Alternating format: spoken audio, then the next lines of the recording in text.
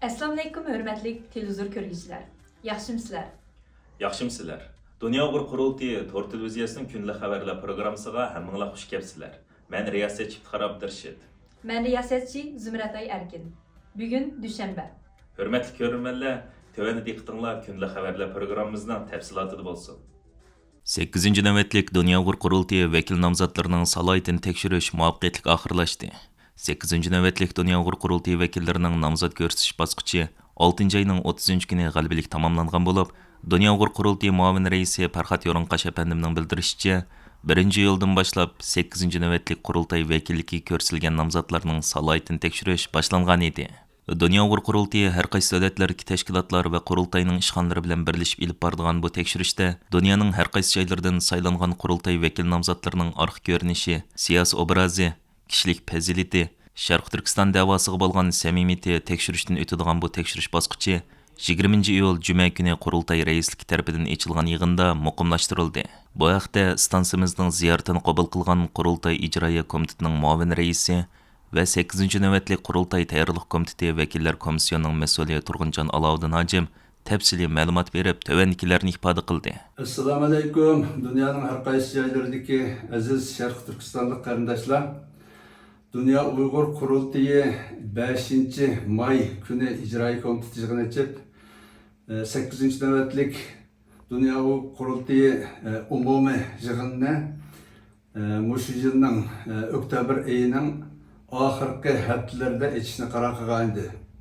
Və 6-cı ayının 3-cü o aralıqda tayyorluq komiteti qurulub, tayyorluq komiteti komissiyalar bilinib, tayyorluq komiteti bir bayanat e'lon qilish yig'ini ochgan edi. O bayanatni e'lon qilish yig'inida biz Dünya Qurultayining vakil namzatlarının iltimosini qabul qilishning 6 ayning 10'i, yani 10 iyun günü başlanıp 30 iyun günü ahırlaşıdığanlığını bayan qilgan edik. Onundan keyin degandek dünyanın her qaysı joylardan Dünya Qurultayıga vakillikka iltimos qilgan qarindoshlarımızın sani naiti bes-besde ko'payib bordi. En ahiri 6 ayning 30'i vakillik iltimos qilish bosqichi tugagandan keyin buni biz xuddi bizning xizmat kalendarimizda e'lon qilgandek biz buni yerlik teşkilatlarga tekşürüşkü topşirdik. Yerlik teşkilatlar tekşürüp, onundan keyin teftişler tekşirdi. Onundan keyin Dünya Qurultayı reisligi 7 ayının 20 günü, yani ötken Cuma günüsü reislik yığını açıp, bu reislik yığınıda Dünya Qurultayı'nın vekillikiga iltimos qilganlarning salohiyati bekitib chiqildi.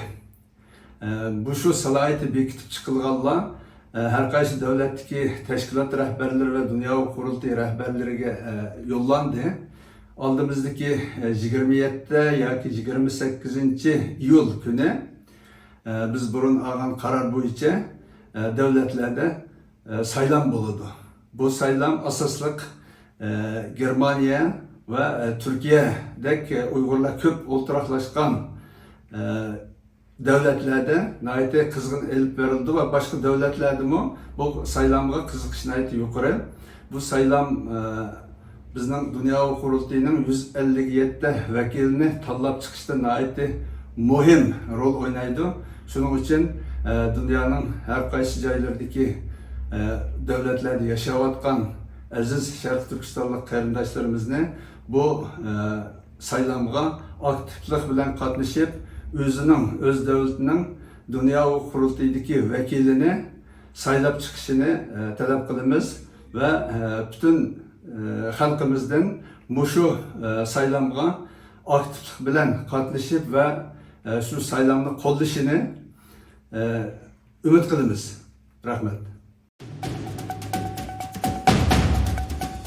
21 iyuldan 23 iyulgacha Yaponiyaning poytaxti Tokioda o'tkaziladigan xalqaro diniy erkinlik yig'iniga qatnashish hamda Yaponiya siyosatchilari va parlament a'zolari bilan Uyg'urlar masalasida bir qator uchrashuvlar ilib berish uchun Tokioga yetib kelgan Dünya Uyghur Qurultayı İcraiya komitetining raisi va Uyg'ur kishilik huquq qurilishining direktori Ömer Qanat apandim yig'in jarayonida sobiq terrorizm qarshi ishlardan mas'ul Amerika tashqi ishlar yordamchi ministri Natan Salis apandim va xalqaro diniy erkinlik oliy yig'inining qo'sh raisi sobiq senator va Amerika hukumatining diniy erkinlik masalasidagi alayda vakili Sam Brownback apandim bilan uchrashib Uyg'urlar masalasi ustida uzun suhbatlash imkoniyatiga ega bo'ldi. Ömer Qanat apandi yana yillardan beri xalqarodagi diniy erkinlik temasida o'tkazilib kelayotgan mazkur yig'inning Tokioda ochilgan xalqaro diniy erkinlik yig'ini Osiyo qismida Uyg'urlarga vakolatan so'z qilib, Uyg'ur irqiy qirg'inchiligini misollar bilan tanishtirgan va boshqa zulmga uchrayotgan xalqlar bilan birliksab qurib, Uyg'ur irqiy qirg'inchiligini to'xtatishning muhimligini o'ttirib qo'ygan. Garchi Uyg'ur irqiy qirg'inchiligi bir qism davlatlar tomonidan e'tirof qilingan va nurg'un tadbirlar va harakatlar elingan, Xitoy amalsiz bir qism siyosatlarni o'zgartgan bo'lsa-mu, lekin Uyg'urlarning hurligi, kishilik huquqi, bexatarligi va hayotining hech qanday kapolatga ega qilinmagani yo'qligini, bu sohada to'xtamay izlanishga, harakat qilishga, bo'shashmaslikqa va davomli so'zlash, yezishga to'g'ri keladiganligini bildirgan. Xitoy hukumatining Uyg'ur irqiy qirg'inchiligidagi shiorlaridan biri yiltizni kesib tashlash, nasabini uzib tashlash, aloqasini bo'g'ib tashlash bo'lib, shu orqali Uyg'ur millatini butunlay yo'qotish irodasini oshkor jakarlayotganligi ma'lum. Ammo muhojiratdagi Uyg'ur davosida aktiv rol o'ynayotgan bir qism Uyg'ur yoshlari o'zlarining amaliy harakatlari orqali Xitoyning bu xildagi razil maqsadlarining amalga oshmaydiganligini, Uyg'urlar toki o'zlarining mustaqilligini o'z qo'liga olmoqcha bu xildagi kurashlarning to'xtab qolmaydiganligini namoyon qilib kelmoqda. Dunyo Uyg'ur qurultiyi ayollar komitetining mudiri va qurultay xalqaro ishlar direktori Zumratay Erkin ana shu xil yoshlar jumlasidan bo'lib, u amaliy harakatlar orqali o'z majburiyati va mas'uliyatini bajonidillik bilan o'rinlab kelayotganligi ma'lum. Yaqinda Erkin Osiyo radiosining maxsus ziyoratini qabul qilgan Zumratay bu jihatdagi ko'z qarashlarini, orzu-armonlarini o'rtoqlashdi. Vatanninki, millatninki davosini yoki yig'isini yig'lash yo'li ancha oson yo'l emas. Bu yo'lda kulmi bo'ladi, tikanmi bo'ladi, xushalliqmi bo'ldi, azobmi bo'ldi. Başta yani tikanlar sinov yo'lini to'sib qala oladi. Sizningki kelgusiga qarab yurishingizga qanday ta'sir ko'rsatadi? Albatta, men bu davanning ichiga kirgan yaxshi nurg'unlagan to'sqinliklar bo'ldi, nurg'unlagan gap so'zlar bo'ldi. Eng qiyinchisi mencha shu o'zimizning urug' tuqqanlari yashayotgan qiyinchiliklar, ular duch kelayotgan tahdidlar. Albatta, men boshlagan yaxshi mening urug' tuqqanlarim nurg'unlagan tahdidlarga uchradi. Xitoy saqchilari ularni kunidagidek avar qilyotdi. Meni to'xtatishga, mush davodan to'xtab, mush davodan chiqib ketishimga ajoyib tirishyotdi. Lekin men uningga bosh egmayman. Uningdan sirt meni eng afsuslantirgan narsa bizning Uyg'urlarimiz o'zlari davo qilayotgan odamlarga madad bermay tillab mayli yüz turanı bo'lsin, mayli online torlarda bo'lsin, tillab qilyapman. Chunki mening o'yishimcha, mushu kuchni, mushu vaqtni biz davo uchun ajratib, davo uchun qilsak, balkim Uyg'urlarning oqida emas, Uyg'urlarga qarshi emas, balkim Xitoy hukumatiga qarshi chiqalsak, shu chaqda kollektiv şekilde kılalsak, aşağıda bizning erkinligimiz buludu. Hürmetli görürmenler, yuqorida diqqatinglarga kunlik xabarlar programmamızning tafsilotini sunduk. Keyin qitimliq sonimizgacha ko'rishgacha omon bo'linglar. Stansiyamizning YouTube kanaliga a'zo bo'lishni unutmang. Xayri xo'sh. Thank